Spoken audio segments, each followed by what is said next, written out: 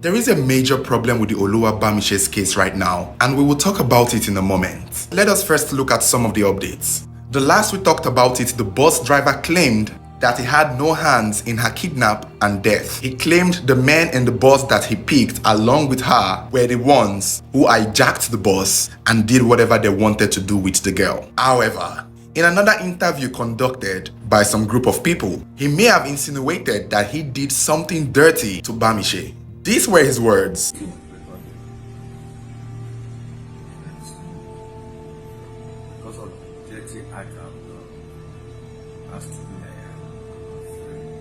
Although the video is not very clear and the audio is quite poor, Mr. Nines did say that he regretted the dirty act that he did and he was ashamed of himself. It's unclear what dirty act he was trying to talk about, but a lot of people are saying that he's basically admitting to sexually assaulting Oluwabamise. And while the story was making rounds on the internet, it was soon revealed that this particular driver may have sexually assaulted another victim last year in December in a BRT bus still.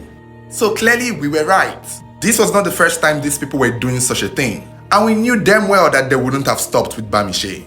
Chats from the previous victim began to circulate. Although someone sent this personally to me, I'm not sure if it's circulating on the internet, but the conversation is very similar to that of Bamise. The victim was said to be in the BRT bus all by herself last year in December, and she too started noticing something odd with the bus. That was when the person started texting her friend, just the same way Bamise was texting her own friend. It was learned that this victim actually went to report to the police that she was sexually assaulted in a BRT bus, but the police never did anything. Maybe if the police had looked into her case, they would have caught this man earlier, and all of this would have been prevented. I guess there is a flaw here with the system, and I think the only reason why this case is getting so much attention is because many of us spoke out, and eventually she even died. I'm sure if she survived just the rape incident, the police would never have cared to chase this man down. Because I don't know what stopped them from looking into this case. It's actually the same guy. It's funny when you're dead how people start listening. I guess it's safe to say that she paid the ultimate price with her life to keep this monster away from future victims. Now let's talk about the big problem with the Oluwabamise's case right now. So when it was first reported that Oluwabamise's body was found, there were claims from an eyewitness that her private part was missing.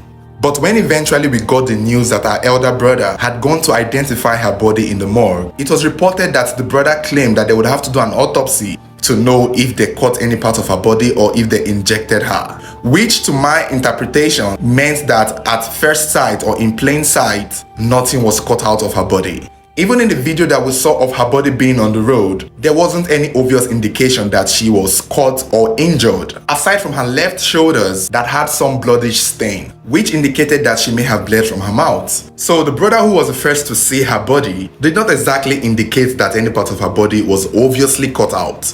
However, in a recent conference interview, Bamise's sister claimed that Bamise's private areas were cut out with her being alive.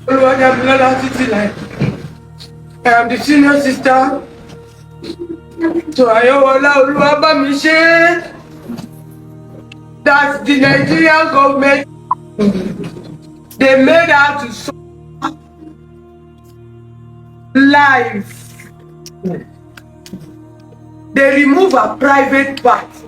Don't forget that Bamise was said to be alive at the time she was thrown out of the bus. Eyewitnesses claim that she was screaming, she was crying, she was alive for a while. They even gave her water, and in the video you could see sachets of water around her body. Her dress was up, which indicated that she may have been sexually assaulted, in which the people around covered her body with a wrapper. So the sister claimed that when Bamise was alive, the abductors mutilated her private parts. On the contrary, when the Lagos State Commissioner of Police was interviewed, he was asked if any part of her body was mutilated. That is in reference to the interview Bamise's sister gave. And he bluntly said no. I also saw information that alleged that the missing body parts is that... That is not true. That is not true. I visited the morgue myself and I saw the lifeless body.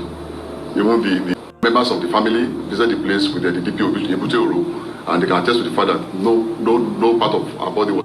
He said that no part of her body was cut out, adding that he saw the body himself along with other family members, and they all could confirm that no part of Bamise's body was mutilated. Although he did say that they would have to run an autopsy to know if anything extra was done, let's say injection, or if she was strangled or something else. But he said looking at her body, it was clear that nothing was cut out. This is causing a major division in the internet. A lot of people don't know who to believe right now. Was Bamise's sister over-exaggerating, or is the police lying? My thing is, when it comes to mutilated body parts, it's not something you can cover up. It's not something anyone can hide. I think all it should take is for someone to just look at it and see that it had been cut out.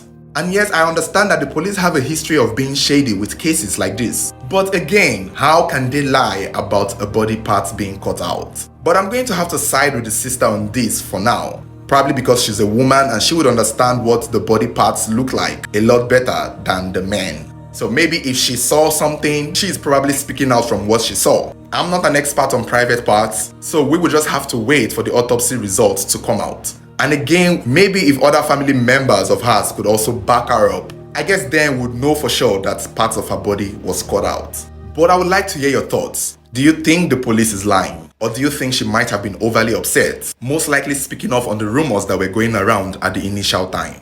Let me know your thoughts. Lastly, the police have said that the man, Mr. Nines, has not given them any concrete confession. Even though that he may have admitted to doing something with her, I guess the police are looking for something more than that. So we will just have to wait for the investigation to be concluded. Hopefully the other members of his gang will be found and arrested to make sense of all of this.